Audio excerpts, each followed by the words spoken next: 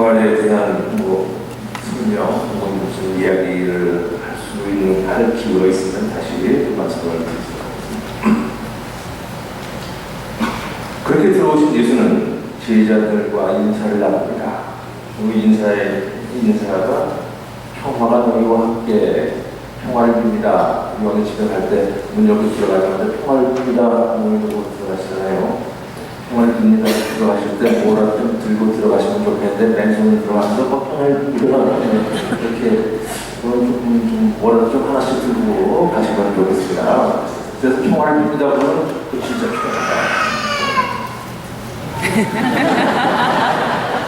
평화가 아니라는 거지. 평화라는 거지.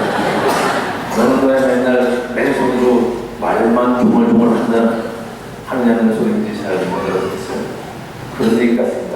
넌 가만히 요걸로 어떻게 잡고 차라리 사탕하는 게 굳이. 그 평화가 너희와 함께, 당신들과 함께, 여러분과 함께. 우리는 이사 때 그 인사를 잘 가죠. 주님께서 여러분들과 함께 계십니다. 그러니까 이제 가만히 있기 좀 민망하니까 신부님하고 함께 계십니다. 사제하고 함께 이런 하지요. 이게 우리 인사지요. 인사. 그런데 이렇게 오늘 예수님처럼 이렇게 인사하는 분들은 딱 한 분 있습니다. 주교님들은 이렇게 인사합니다. 그러니까 신부하고 주교하고 좀 다르다는 것도 그런데 이런데 이렇게 은근히 이렇게 표현하여 이제 다음 주일날 11시 미사 때 주교님이 오셔서 견진 승사를 주시는 집중하시는데요. 그때 보세요. 그럼 시작하면 평화가 여러분과 함께. 이게 주교님의 인사예요. 주교님은 이렇게 주교 미사 때는 그렇게 다들 그렇게 미사 자리에 있습니다. 오늘 예수님의 말씀 똑같은 기도 인사를 하지요. 평화를 믿는 인사입니다. 그리고는 예수님은 바로 이렇게 얘기하시죠. 아버지께서 나를 보낸 것처럼 나도 너희를 보낸다. 내가 왔으니까 너희들 여기로 와라. 그가 아니고 아버지가 나를 너희들에게 보낸 것처럼 나도 너희를 세상 사람들에게 보낸다. 가라. 이겁니다. 우리 이 얘기를 똑같이 하죠. 미사가 끝났으니 여기 어정어정거리지 말고 가라. 세상으로 돌아가라. 여러분의 삶의 자리로 돌아가라. 가라. 가서 복음을 전해라. 기쁜 소식을 전해라. 하고 예수님하고 똑같은 얘기를 합니다. 이사가 끝났으니 가라. 예수님도 아버지가 나를 보내신 것처럼 나도 너희를 보낸다. 가라. 이게 오늘 제자들에게 하시는 인사의 말씀입니다. 가라. 세상으로 나가라. 교회 밖으로 나가라. 아마 우리 새로운 프란치스코 교황님의 말씀도 오늘 이 예수님의 인사의 말씀에서 배운 것이 아닌가 하는 생각입니다. 교회 안에 안주해 있지 말고 나가라. 교회 밖으로 나가라.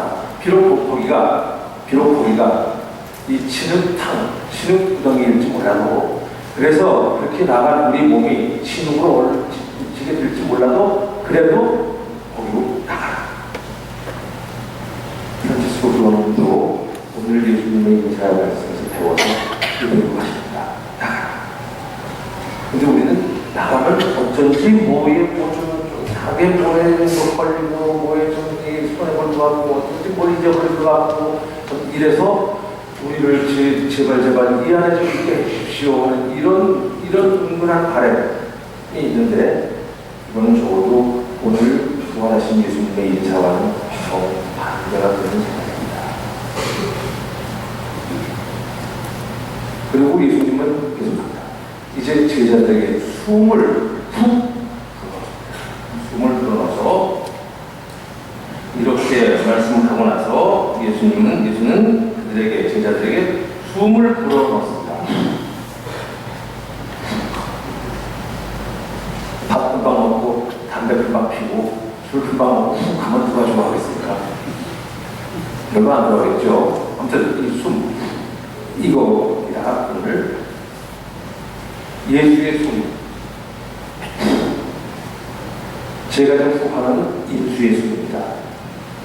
예수님의 숨은 예수입니다. 예수님이 당신의 것을 주시는 거지요.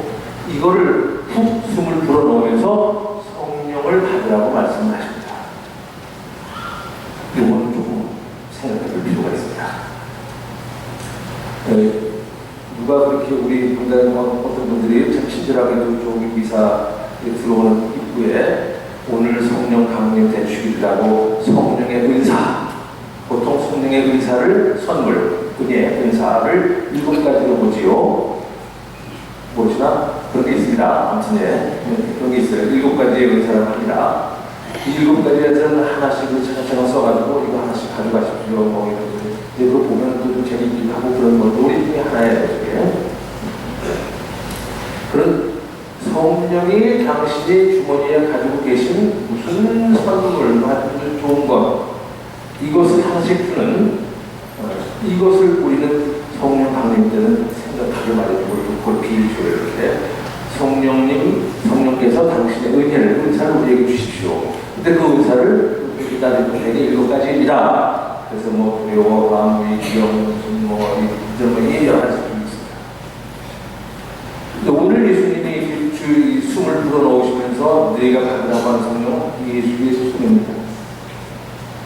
예수의 숨은 예수와 절대로 결국 무관할 수 없고 예수와 떼어놓고는 따로 떼어서는 생각할 수 없습니다. 예수님 그분 자체 바로 숨이죠. 예수의 숨입니다. 숨을 쉬어야 제가 살지요. 저의 숨을 쉬어야 제가 살지요. 예수의 숨을 쉬어야 예수님이 살지요. 그렇지 않으면 죽습니다. 예수의 숨은 예수의 생명입니다. 그럼 예수의 생명이 예수는 어떤 분인가? 뭐 뻔하죠. 10번, 20번, 100번, 1000번 뭐 벌써 들으셨겠습니다만 이미 로마의 식민지가 되었고 우리 조선이 일본의 식민지였던 것처럼 로마의 식민지였던 그 땅, 그 중에서도 이 외곽, 저 북쪽 외곽 갈릴리아 나자렛을 고향으로 해서 낳고 자라신 분입니다. 천문이지요. 게다가 아버지의 직업을 이어받아서 장인으로, 장인 아시죠? 장님 말고 심학 같은 그런 장님 말고 장인, 보통 목수라고 하는데 목수, 이 나무를 취급하는 목수, 그다음 돌 취급하는 석수 다 마찬가지예요. 그러니까 장인, 조금 그런 기술자들, 기술도 있고 뭐 이런 사람. 저는 장인으로 살았습니다. 아버지가 해오던 그대로 이어받아서 장인으로 사는 분이지요. 그러다가 어느 날 그 당시에 대단히 인기 있고 유명했던 아주 대단한 위인으로 모든 사람들에게 칭송을 받고 있던 요한이라고 하는 사람에게 감동을 받아서 그의 운동에 참여하게 됩니다. 요한의 운동, 세례 운동입니다. 그저 요르단 강에 와서 물에 한번 폭삭 들어갔다만 나와라. 그러면 너희들은 그동안에 잘못한 모든 것을 다 용서받고 그게 바로 너희가 용서해 주십시오. 나는 이걸 잘못했습니다. 하고 비는 회개하는 회개의 표시다. 그것만 하면 다. 이거를 외쳤던 요한. 그리고 수많은 사람들이 그 요한의 말에 감동해서 그 밑에 이렇게 들어오지요. 들어와서 운동에 참여합니다. 예수님도 마찬가지로 그 운동에 함께 참여합니다. 요한에게 감동을 받았지요. 그래서 그 운동에 참여하고 복음서 어떤 구절을 보면 예수님도 마찬가지로 요한의 세례 운동에 참여해서 요한과 함께 세례를 베푸는 이런 모습도 나옵니다. 그러다가 예수는 이제 독립을 선언하지요. 본격적으로 당신 자신의 고유한 사업 운동을 펼칩니다. 요한의 세례 운동으로부터 한 발 더 나아간 예수의 하느님 나라 운동입니다. 하느님 나라 운동. 이 운동은 바로 세상을 바꾸는 운동, 천지 개벽의 운동, 새 세상을 건설하는 운동입니다. 예전에 박정희 대통령은 새마을 운동을 세상을 바꾸는 운동이라고 했습니다. 운동입니다. 마찬가지로 예수는 하나님 나라라는 건 이 세상 천지 개벽의 운동, 새 세상을 여는 운동을 하고 했지요. 그 운동을 펼치면서 예수는 이 운동의 주체로 저변 사람들, 아웃사이더들을 주로 기용합니다. 저변 사람들, 이 주체, 힘있고 배우고 가진 목에 힘이 들어가고 폼나는 이런 사람들을 주로 기용한 것이 아니고 주변 사람들, 저변 사람들, 아웃사이더들 이런 사람들을 주로 기용하고 이런 사람들을 선택해서 이 운동을 시작합니다. 그러니까 필연적으로 자연적으로 이 중앙의 사람들, 가운데 있는 사람들과 저변 사람들 사이에 마찰이 일어날 수밖에 없지요. 왜냐하면 한쪽 세력이 커지면 한쪽 세력은 밀려나게 마련입니다. 밀려나지 않으려고 하는 저항은 대단합니다. 우리가 어디서든지 볼 수 있지요. 그게 작경을 볼 수 있습니다. 이건 숨을 놓는 운동이고 우리 집안 모든 것을 다 보는 겁니다. 이런 운동에서 이런 이 저항에서 예수와 그의 이 아웃사이더들, 그분이 기용한 이 저변 사람들은 그만 처절하게 깨지고 패배하고 갑니다. 지는 사람들의 갈길은 하나밖에 없습니다. 죽음입니다. 그래서 그분은 죽습니다. 이게 예수의 일생입니다. 이 예수의 일생, 그 예수님이 숨을 훅 불어넣으면서 우리가 성령을 받아라. 그분이 주시는 성령이란 뭔가 그분의 생애입니다. 그분의 삶입니다. 그분이 우리에게 주시는 성령은 예수의 예수의 생애, 그것 이상, 더 이상은 아닙니다.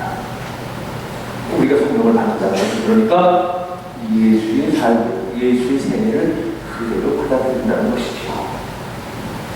이것이 첫째고, 그 다음에 그렇다고 꼭 그렇게 가장 맞고 못된 짓은 아니지만 그 다음에 그분이 주머니에 가지고 있는 이런 것처럼 사탕, 초콜릿, 아이스크림 이런 거 한 개씩 받는 것, 이른바 성령 7은 7가지 은혜인 그 성령의 은사라고 하는 것은 아멘. 그렇게 중요하지 않습니다. 있으면 좀 좋지만 그렇게 중요한 것이 아닙니다. 근데 어쩌다가 우리는 별로 중요하지 않은 그것을 제일 중요한 것이라고 생각하고 정말 중요한 예수의 생애에 대해서는 이것은 성령과는 무관하고 이것은 별로 관심 두지 않는 게 그리스도 신자들의 공식이지요. 그렇지 않습니까? 아버지가 어린 몸에 출장하셨습니다. 돌아오시는 아버지가 고맙고 반갑고 신나서 아버지를 끌어안고 아버지를 받아들여야 하는데 이 철딱선을 아이는 아빠가 이번에 오실 때는 뭘 사가 좋을까만 기다리고 그것만 기대하고 그것만 생각하고 있는 이 철딱선의 아이들, 그렇다고 그 아이가 나쁜 건 아니고 불효자식은 아니지요. 하지만 조금은 좀 모자라는 아이지요. 우리들의 모습은 비슷한 모습입니다. 오늘이 성령남입니다. 오늘이 그렇게 예수님이 성령을 우리에게 숨을 내주시면서 받으라고 주신 그런 자입니다. 예수의 삶과 무관한 이런 성령은 없습니다. 예수의 삶과 무관한 누구만큼도 관계가 없는, 관련이 없는 이런 성령을 혹 누군가가 강조하거나 가르친다면 그 사람은 단정해서 말씀드리건데 사기입니다. 있을 수 없습니다.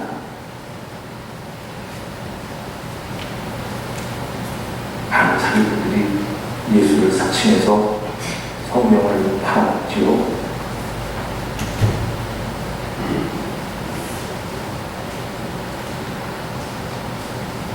오늘 우리에게 주시는 예수님의 성령, 또 그래서 우리가 받는 성령, 예수의 삶입니다.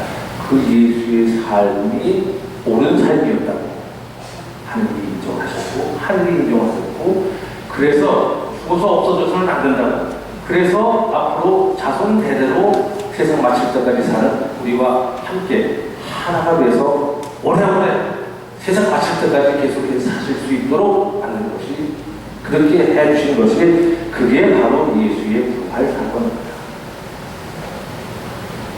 성령 그렇게 그분 예수와 우리가 하나가 돼서 함께 살도록 해주시는 겁니다. 오늘 그 성령이 우리에게 여러분 머리에 저에게 우리의 마음속에 우리의 가슴 깊이 다 내려오셨습니다. 고맙습니다.